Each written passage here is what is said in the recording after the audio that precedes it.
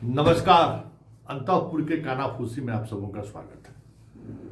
और आज हम अंतःपुर के कानाफूसी में जिस कानाफूसी की चर्चा करने जा रहे हैं वह कानाफूसी कुछ अलग मिजाज का है। और वो मिजाज है कि बिहार का जो ब्यूरोक्रेसी है ना, वो ब्यूरोक्रेसी एक कह सकते हैं कि एक दुविधा में फंस गया है। और वो दुविधा इस तरीके का दुविधा है कि आने वाले समय में माया मिले न राम वाली स्थिति हो जाए तो कोई बड़ी बात नहीं होगी। किसका चेहरा देखें, किसके तरफ देखें, किसकी बात माने, किसकी बात ना माने। एक तरफ सम्राट है, दूसरी तरफ बादशाह है जिनका 20 वर्षों का विरासत है। 20 वर्षों की विरासत के दौरान बहुत सारे उतार चढ़ाव उन्होंने देखा है। तमाम ब्यूरोक्रेसी के शीर्ष पर बैठे लोग ऐसे लोग हैं जो उनके सत्ता में आने के दौरान डीएम की स्थिति में थे, वो डीएम के पद पर रहने वाली स्थिति में थे, वहां से वहां तक पहुंचे हैं। 20 वर्षों के दौरान बहुत सारे ऐसी चीजें हुई जिसमें बादशाह ने कभी आंख बंद किया, कभी आंख तरेरा, बहुत तरह की चीजें हुई हैं। ये रिश्ता उनको उस थोड़ा असहज कर दे रहा है। और सामने विराट हनुमान है, सब कुछ विराट है। उसकी बातों में हाँ मिलाइए, नहीं तो फिर बहुत मुश्किल है। ईडी भी है, सीबीआई भी है, बहुत तरह की चीजें हैं। तो ये सारी चीजें चल रही हैं इन दिनों। यूं कहें तो अभी जोर आजमाइश की स्थिति है, क्योंकि सबके मन स्थिति में ये बात है कि बादशाह अब अंतिम पाली खेल रहे हैं, अंतिम दौर में से गुजर रहे हैं। लेकिन जनता उनके साथ है। जनता आज भी उन पर भरोसा करती है। तो फिर उस भरोसे को बनाए रखने की लॉयल्टी में जो अफसर है वो अलग तरीके से बादशाह को रोजाना तैयार कराकर जनता के बीच ले जा रहे हैं। अभी भी वो सिलसिला जारी है, देख ही रहे हैं। पीएमसीएच पहुंच गए, आज जो है सो फिर पहुंच गए।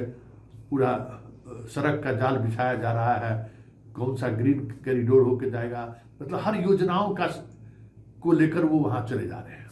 चाहे उस विभाग का मंत्री जाए चाहे नहीं जाए, लेकिन अपने पहुंच जा रहे हैं। और जब वो पहुंच रहे हैं तो विभाग के अन्य अधिकारी भी पहुंच ही जा रहे हैं। लेकिन असहजता तो है, लेकिन एक रिलीफ भी है। उस ब्यूरोक्रेसी को एक रिलीफ भी है, क्योंकि हस्तिनापुर ने भले ही एक में पूरी पावर को इन्वेस्ट कर दिया है कि मेरा प्रतिनिधित्व यही करेगा, और उस प्रतिनिधित्व को लेकर एक क्लियरिटी भी है, ब्यूरोक्रेसी में स्पष्टता है कि अरे भाई इन्हीं के प्रति लॉयल रहना है। लेकिन बीजेपी के अंदर संघ, बीजेपी के अंदर वो बीजेपी जो इनके दौर को से अलग की बीजेपी है, वो असहज है। और उनकी असहजता जो है ना, ब्यूरोक्रेसी को थोड़ी राहत दे रही है। इसलिए आने वाले समय में बहुत सारी चीजें आपको देखने को मिलेंगी। वैसे हस्तिनापुर का जो गैंग ऑफ वासेपुर है, उस गैंग ऑफ वासेपुर में भी जो है स और मात का खेल शुरू हो गया है। भाई वहां गैंग जब चलता है ना तो ठीक है, सब उसी गैंग का सदस्य रहता है, लेकिन असहजता सारे सरदारों के बीच रहता है। तो वो असहजता भी ब्यूरोक्रेसी को थोड़ी राहत पहुंचा रहा है। इसलिए आने वाले समय में ये जो प्रयोग है ना, या ये जो संशय बना हुआ है, उस संशय को थोड़ा आपको अलग आयाम में देखने को मिलेगा। तो इस द्वंद्व में माया मिले न राम वाली जो बात है उस बात को गंभीरता से सोचने की बात है, क्योंकि ब्यूरोक्रेसी जो है ना, मौसम वैज्ञानिक है। वो मौसम देखता है कि क्या होने वाला है, किस तरीके से चीज़ें आगे बढ़ रही हैं। तो बिहार के अंतःपुर में ये खास डेवलपमेंट है ब्यूरोक्रेसी को लेकर, क्योंकि ईडी और सीबीआई की सक्रियता से ब्यूरोक्रेसी थोड़ा सहमा हुआ है और थोड़ा मतलब कह रहे हैं कि कुछ चीज़ें देख रही, लेकिन ब्यूरोक्रेसी में एक बात और चल रहा है। अभी अमेरिका में जो एक स्कैंडल हुआ है लड़की वाला, उस स्कैंडल में जो भारत सरकार के एक मंत्री का नाम आया है, उसमें बिहार का भी एक 2-3 सीनियर ब्यूरोक्रेट हम खबर भी चलाए थे। तो वो कड़ी जो है बिहार से जुड़ने वाला है, वो उसका भी मेल कभी पता चला कि आपको अमेरिका के किसी अखबार में खबर छप गई कि बिहार के भी ब्यूरोक्रेट्स का जो है अमेरिका में जब जाने के बाद उस द्वीप पर ये लोग भी जाते थे रंगरेलियाँ मनाने के लिए, छोटी छोटी बच्चियों के साथ,